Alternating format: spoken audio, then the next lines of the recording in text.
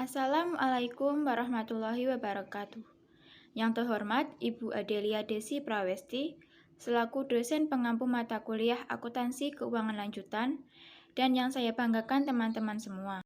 Dalam video ini, kami kelompok 1 akan membahas case study di bab 3 tentang konsolidasi dengan akuisisi pada nilai tercatat ekuitas. Sebelumnya, saya akan memperkenalkan anggota dari kelompok 1, yaitu ada saya sendiri, Desi Dwi Marlina, dengan NIM 205221348. Kemudian ada Anggi Monika dengan NIM 205221353. Dan ada Anita Sulistiowati dengan NIM 205221356. Kemudian ada Pramesti Diah Utami dengan NIM 205221369. Dan yang terakhir ada Embun Karika Andasari dengan NIM 205221371. Berikut adalah pertanyaannya. PT Afaf melakukan akuisisi atas seluruh saham yang dimiliki PT Farfa senilai Rp300 juta pada 1 Januari 2020. Ketika nilai buku ekuitas PT Farfa sama dengan nilai wajarnya, yakni Rp300 juta. PT Afaf menggunakan metode ekuitas untuk mencatat investasinya. Soal pertama, ayat jurnal pada buku PT Afaf untuk akuisisi PT Farfa pada tanggal 1 Januari 2020 dan jurnal terkait investasi pada PT Farfa selama tahun 2020. Soal yang kedua, ayat jurnal terkait investasi pada PT Farfa selama tahun 2020. Dan soal yang terakhir, kertas kerja konsolidasian untuk tahun 2020 dan 2021. Slide selanjutnya yaitu neraca saldo pada PT Afaf dan PT Farfa per 31 Desember 2020. Yang pertama, kas pada PT Afaf didebit 130 juta, PT Farfa didebit 80 juta. Piutang pada PT Afaf didebit 165 juta, pada PT Farfa debit 65 juta. Persediaan pada PT Afaf 200 juta, pada PT Farfa 75 juta. Investasi pada PT Farfa pada PT Afaf didebit 355 juta, PT Farfa didebit tidak ada. Tanah PT Afaf debit 200 juta, PT Farfa didebit 100 juta. Bangunan dan peralatan di PT Afaf debit 700 juta, PT Farfa 200 juta didebit. Akun bangunan dan peralatan pada PT Afaf didebit 700 juta, PT Farfa 200 juta. Beban pokok penjualan PT Afaf debit 200 juta, PT Farfa 125 juta didebit. Beban penyusutan pada PT Afaf 50 juta, pada PT Farfa didebit 10 juta. Beban administrasi dan penjualan pada PT Afaf didebit 225 juta, pada PT Farfa didebit 40 juta. Dividen pada PT Afaf 100 juta didebit dan PT Farfa didebit 20 juta. Akumulasi penyusutan pada PT Afaf dikredit 450 juta, pada PT Farfa dikredit 20 juta. Utang obligasi PT Afaf dikredit 200 juta, PT Farfa dikredit 85 juta. Saham biasa PT Afaf dikredit 500 juta, PT Farfa dikredit 200 juta. Saldo laba PT Afaf dikredit 225 juta, PT Farfa dikredit 100 juta. Penjualan PT Afaf dikredit 800 juta, PT Farfa dikredit 250 juta. Bagian laba dari PT Farfa, PT Afaf dikredit 75 juta, pada PT Farfa tidak ada. Total pada PT Afaf didebit 2.325 juta, dikredit 2.325 juta, pada PT Farfa didebit 715 juta dan dikredit 715 juta. Selanjutnya yaitu neraca saldo PT Afaf dan PT Farfa per 31 Desember 2021. Pada neraca saldo ini, akun-akunnya sama dengan akun yang pada tanggal 31 Desember 2020. Akan tapi beda jumlah-jumlahnya. Pada PT AFAF totalnya di debit 2.680.000.000, di kredit 2.680.000.000. Sedangkan pada PT Farfa di debit 805 juta dan di kredit 805 juta. Soal 1. Jurnal akuisisi PT Farfa tanggal 1 Januari 2020. Pada tanggal 1 Januari 2020, investasi pada PT Farfa di debit 300 juta, kasnya di kredit 300 juta. Mencatat akuisisi PT Farfa tanggal 1 Januari 2020. Jurnal terkait investasi PT Farfa selama tahun 2020. Pada tanggal 31 Desember 2020, investasi pada PT Farfa di debit 75 juta, bagian laba atas PT Farfa di kredit 75 juta. Mencatat laba neto PT Farfa tahun 2020. Pada tanggal 31 Desember 2020, kasnya di debit 20 juta, investasi pada PT Farfa di kredit 20 juta. Mencatat penerimaan dividen pada PT Farfa tahun 2020. Soal 2. Jurnal terkait investasi pada PT Farfa selama tahun 2021. Pada tanggal 31 Desember 2020, investasi pada PT Farfa di debit 80 juta, bagian laba atas PT Farfa di kredit 80 juta. Mencatat laba neto PT Farfa tahun 2021. Pada tanggal 31 Desember 2020, kasnya di debit 30 juta, investasi pada PT Farfa di kredit 30 juta. Mencatat penerimaan dividen pada PT Farfa tahun 2021. Soal 3. Perhitungan nilai buku tahun 2020. Saldo tanggal 1 Januari 300 juta. Dari saham biasanya 200 juta ditambah saldo laba 100 juta. Laba neto 75 juta. Hasilnya dari saldo laba 75 juta. Dividen 20 juta dari saldo laba 20 juta. Saldo pada tanggal 31 Desember yaitu 355 juta. Hasilnya dari saham biasa 200 juta ditambah saldo laba 155 juta.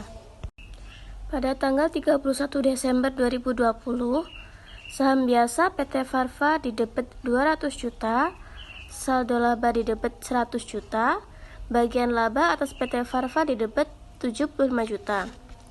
Dividen diumumkan di kredit 20 juta, investasi pada PT Farfa di kredit 355 juta.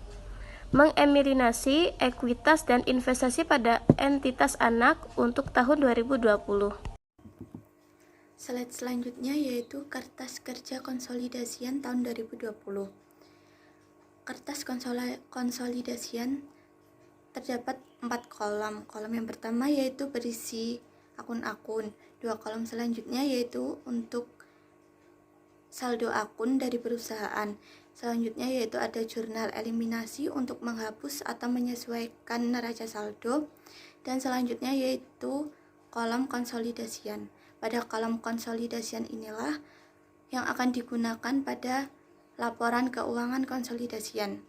Dapat dilihat pada tabel berikut bahwa dalam kertas konsolidasian itu ada 3 laporan. Yang pertama laporan laba rugi, yang kedua laporan perubahan saldo laba, dan yang ketiga laporan posisi keuangan. Berikut adalah kertas kerja konsolidasian tahun 2020 di mana PT AFAF mengakuisisi seluruh saham yang dimiliki oleh PT Farfa. Pada kertas kerja konsolidasian tahun 2020 yang pertama itu pada laporan laba rugi. Total laba neto konsolidasian pada PT AFAF sebesar 400 juta rupiah dan PT Farfa sebesar 75 juta rupiah, dan untuk jurnal eliminasi pada kolom debit sebesar 75 juta rupiah dan pada konsolidasian sebesar 400 juta rupiah. Selanjutnya yaitu pada laporan perubahan saldo laba.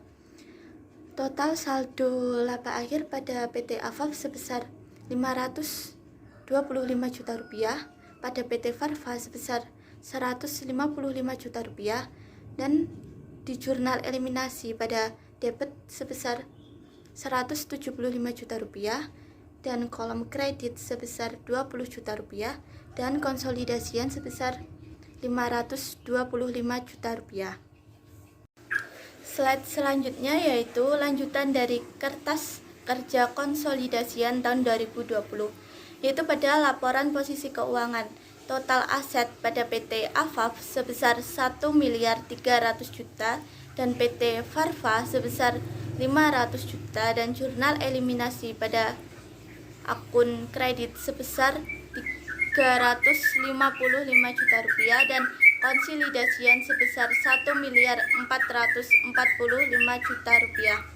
Selanjutnya yaitu pada total liabilitas dan ekuitas pada PT AFAF sebesar 1 miliar 300 juta dan PT Farva sebesar 500 juta, dan jurnal eliminasi pada akun debit sebesar 375 juta rupiah, dan pada akun kredit sebesar 20 juta rupiah, dan konsolidasian sebesar 1 miliar 445 juta rupiah. Slide selanjutnya yaitu perhitungan nilai buku tahun 2021. Saldo tanggal 1 Januari pada PT AFAF sebesar 355 juta rupiah, saham biasa sebesar 200 juta, dan saldo laba sebesar 155 juta rupiah. Laba neto pada PT AFAF sebesar 80 juta rupiah, dan dividen pada PT AFAF sebesar 30 juta rupiah, sehingga total saldo pada tanggal 31 Desember sebesar pada PT AFAF sebesar 405 juta rupiah, saham biasa sebesar 200 juta rupiah, dan saldo laba sebesar 205 juta rupiah. Selanjutnya yaitu jurnal eliminasi pada tanggal 31 Desember 2021, yaitu untuk mengeliminasi ekuitas dan investasi pada entitas anak tahun 2021, di mana jurnal eliminasi ini digunakan untuk menyesuaikan saldo di setiap akun pada entitas perusahaan saat akan dikonsolidasikan. Itu saham biasa pada PT Farva di debit sebesar 200 juta rupiah, saldo laba sebesar 155 juta rupiah, dan bagian laba atas PT Farva sebesar 80 juta rupiah, dan dividen diumumkan pada kolom kredit sebesar 30 juta rupiah, dan investasi pada PT Farva sebesar 405 juta rupiah. Selanjutnya membuat kertas kerja konsolidasian tahun 2021. Pada bagian laporan laba rugi, penjualan di PT AFAF sebesar 850 juta, sedangkan di PT Farva sebesar 300 juta. Lalu dikonsolidasian menjadi sebesar 1 miliar 150 juta. Beban pokok penjualan sebesar 270 juta, sedangkan di PT Farva sebesar 150 juta. Kemudian dikonsolidasian menjadi 420 juta. Karena itu beban, maka itu akan mengurangi. Kemudian beban penyusutan di PT AFAF sebesar 50 juta, sedangkan di PT Farva sebesar 10 juta. Kemudian dikonsolidasian menjadi 60 juta. Beban administrasi dan penjualan di PT AFAF sebesar 230 juta, sedangkan di PT Farva sebesar 60 juta. Lalu dikonsolidasian menjadi 290 juta. Bagian laba atas PT Farva di PT AFAF sebesar 80 juta, sedangkan di PT Farva 0. Serta di jurnal eliminasi bagian debit sebesar 80 juta. Lalu dikonsolidasian menjadi 0. Laba neto konsolidasian didapat dari penjualan dikurangi beban-beban, ditambah dengan bagian laba atas PT Farva yang di PT Afaf sebesar 380 juta, sedangkan di PT Farva sebesar 80 juta.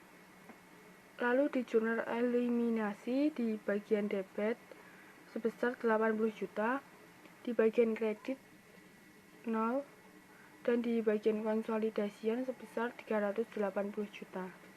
Dan saldo laba awal di PT Afaf sebesar 525 juta, sedangkan di PT Farva sebesar 155 juta.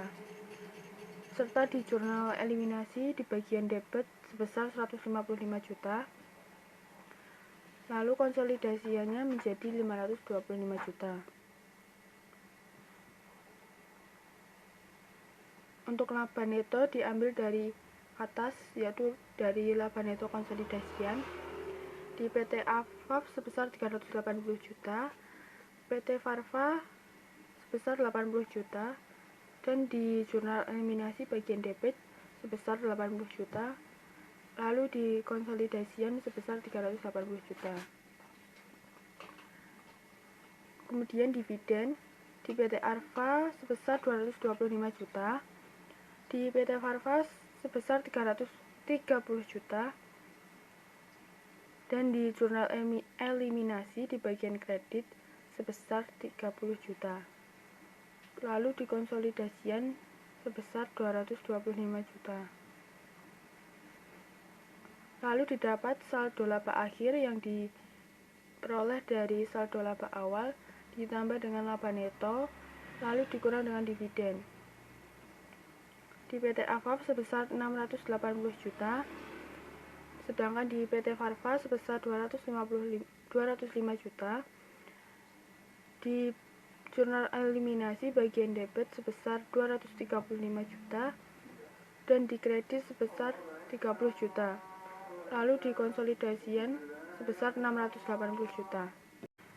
Lalu di bagian laporan posisi keuangan, kas di PT Afaf sebesar 230 juta, sedangkan di PT Farva sebesar 75 juta.